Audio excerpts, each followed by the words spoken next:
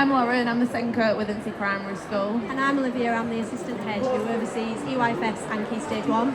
So we're quite a large primary school for our area. We have 411 children.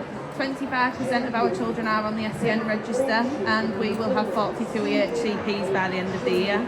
So it's quite a high proportion of our children, and part of our school improvement plan was looking this year really at developing writing, and we were just looking for something, weren't we, that can do that. Something practical, something hands-on that the children are really engaged with and want to be involved with. It's not like a chore to drag them up and have a go at drag the children in, and we want them to be engaged and really want to come up and do the sessions, and PEGS is definitely something that has brought that into the school.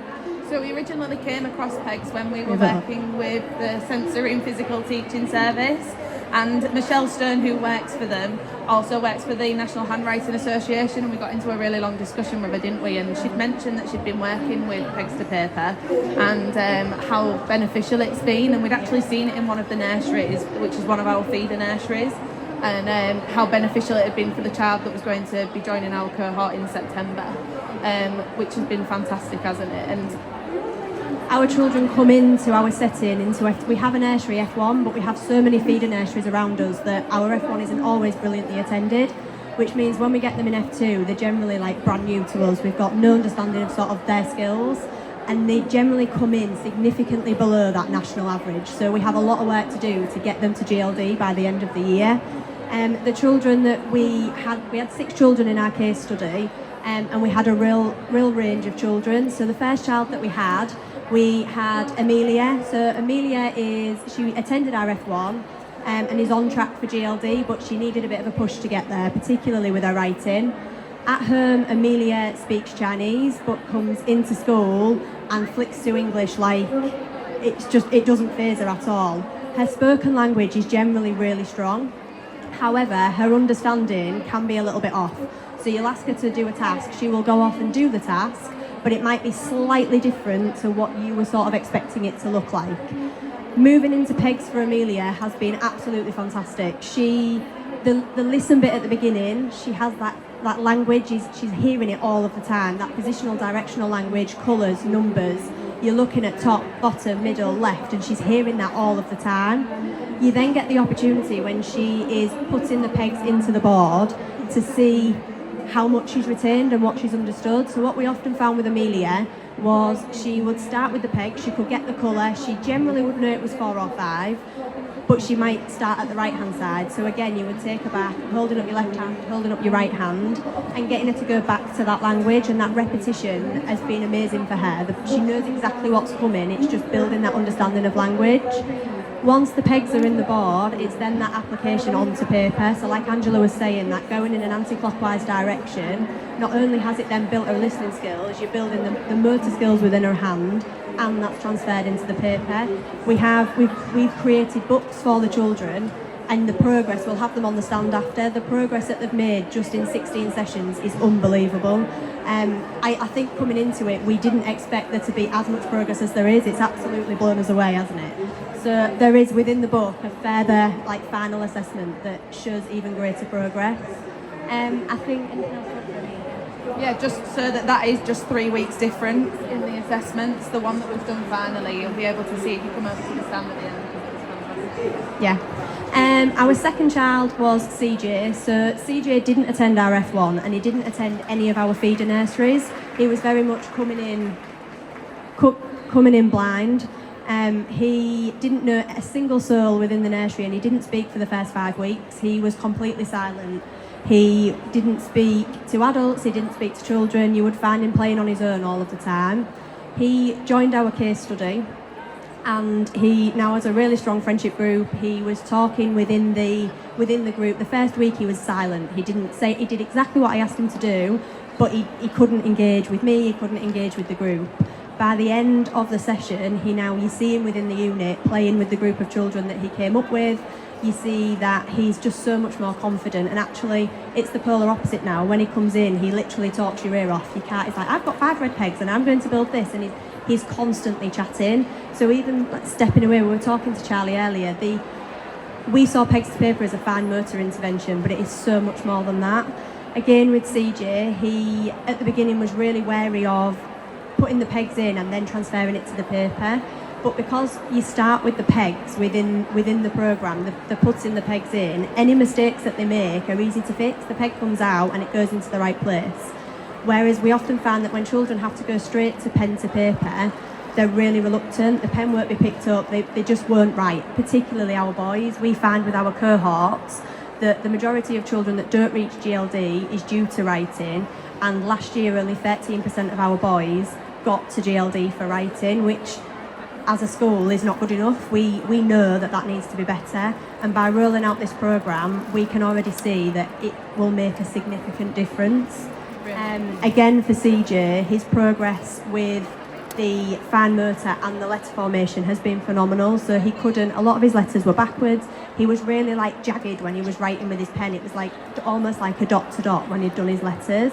However, again, it's really hard because the final assessment isn't up yet, but you can see just within 3 weeks what a difference it made. Obviously we still had the backwards S. The final sentence, we would be wanting that in year one. So the progress that he's made is just absolutely brilliant, like socially, emotionally and academically. And like Olivia's already said, it hits so many different areas. So I think a lot of people find that the NHS waiting lists are really long. So he's currently on the waiting list for speech and language, but it's a 28-week wait. And this opportunity, we see him 3 times a week, and we can hit that area already because in the continuous provision, like Olivia said, he didn't really talk. He was quite quiet, wasn't he? And engaging with adults, he didn't really want to. But because he's got that bond through this session, we've really started to work on not just his fine motor skills, but every area. Really, you've been able to pick up really specific sounds that he struggles with that in continuous provision you'd never have heard. So we are really lucky that we do have a speech and language lady in school. So we've been able to go to her and say, right, we've noticed in these sessions he needs this. So from getting this intervention, it's spread wider into his curriculum. Yeah, and then our third pupil that we've done it with is Tyler. So Tyler again didn't join our F1, did he? He didn't come from our F1. And when he joined in F2, we quickly realised that he needed some support, didn't he? There was a high level of need across the curriculum, SEMH, PSED, academically, he just is, there are a lot of high level needs for Tyler.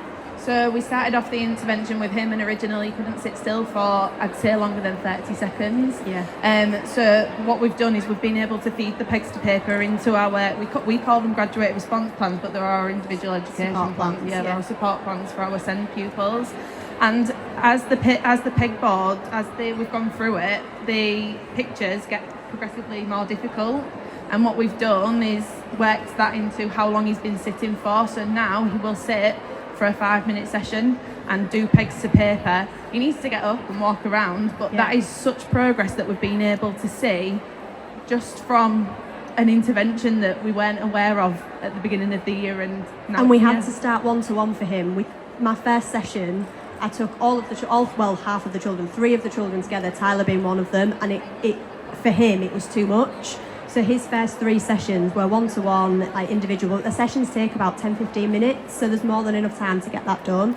But as we've gone through the weeks, even though the cards have got progressively harder, he's been able to then join a group. We started by adding 1 more child and then 2 more children, and it's been able to build up so that he's had that opportunity to work in that smaller group. But in that first session, that he just couldn't cope. His needs were too high to have other children within the group. So even that in itself then transfers downstairs, so when they're doing group sessions he can now participate for a longer chunk of time, which moving forward as he goes up into Key Stage 1, that's the expectation. So without building that, it's that executive function, without building that in EYFS he would never have coped in Key Stage 1.